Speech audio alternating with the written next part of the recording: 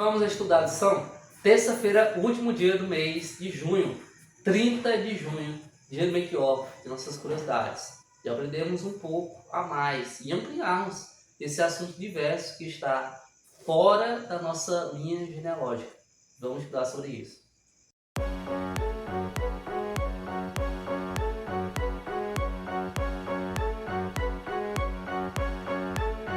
É o seguinte, vamos falar sobre os judeus, mas o que os judeus têm a ver com essa história?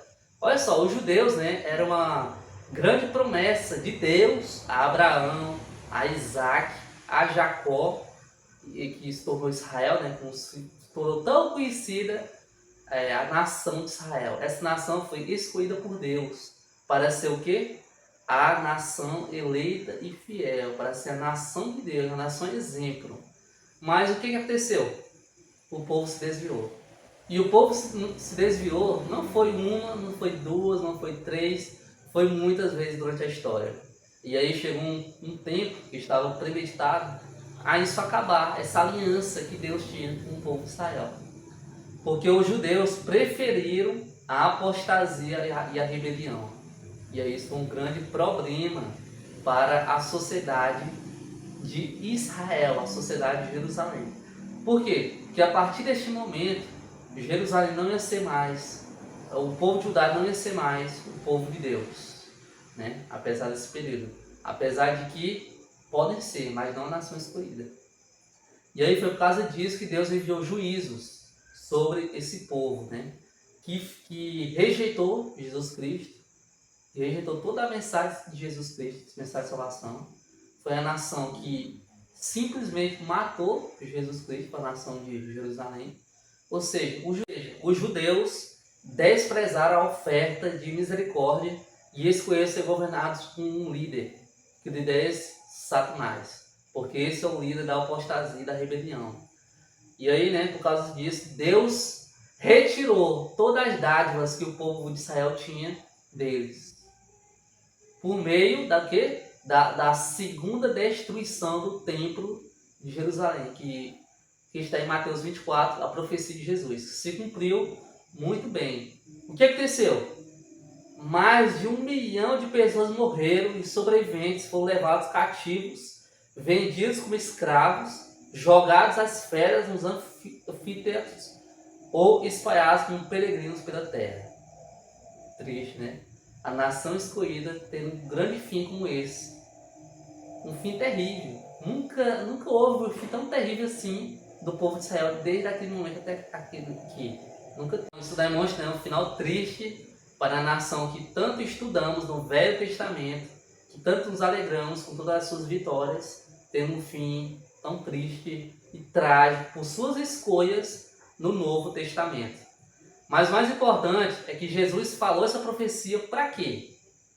É para os cristãos que estavam por vir não serem mortos na destruição de Jerusalém.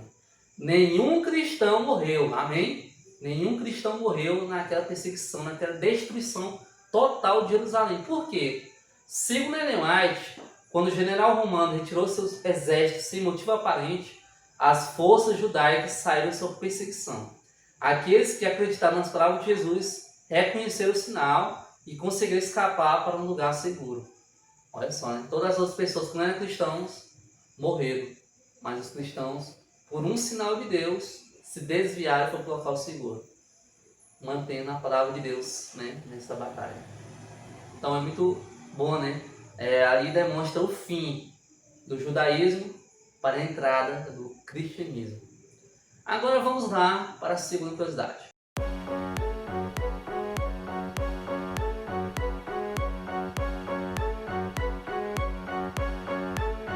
Vou mostrar a conexão. O que tem a ver? Lembra que eu falei sábado que seria explicada sobre a destruição do templo e os sinais do tempo do fim? Como isso faz sentido? Como se conecta? O segundo templo de Jerusalém, lembra que o primeiro foi destruído lá na Babilônia? Foi construído 500 anos antes do nascimento de Cristo, ou seja, tinham bastante anos já a construção do templo. Mas o mais importante é que muitas pessoas não sabem que neste tempo já não tinha o quê? Já não tinha uma arca, essa é a Arca da Aliança, não tinha o propiciatório, não tinha as tábuas da lei, não estavam mais no lugar santíssimo. Não tinha mais elas no lugar santíssimo. Sumiram. Mas sumiram como assim? Ellen White escreveu que na época da invasão da Babilônia, homens justos esconderam a arca de seu conteúdo em uma caverna. E aí, meus amigos, quem achou essa caverna? Ninguém. Até agora, até hoje em dia. Até hoje em dia. Lembra-se que ocorreu no Império da Babilônia. Isso. Ninguém achou a arca, o propiciatório e as tábuas da lei, né? Que estavam lá dentro, o maná e as tábuas da lei de Deus. Ninguém achou. Foi muito bem escondido para preservar a identidade cristã e para mostrar que aquele templo não estava mais tão santificado igual do primeiro templo. Já estava com defeitos, né? Mas que o intuito, né, que foi reconstruído foi para a adoração a Deus, né? Se eles tivessem encontrado, né, eles colocariam de volta, mas não encontraram. E isso envolve muitas hipóteses. A maior delas é que a Arca da Aliança, o propiciatório, as tábuas da lei, o maná, o cajado de Arão estão aonde? No céu. Não sabemos ao certo, mas é a hipótese mais clara e mais contagiante para nós hoje, acreditarmos. Mas então, isso tudo, né, foi do tempo. Mas qual é a comparação da destruição de Jerusalém com os sinais do tempo do fim?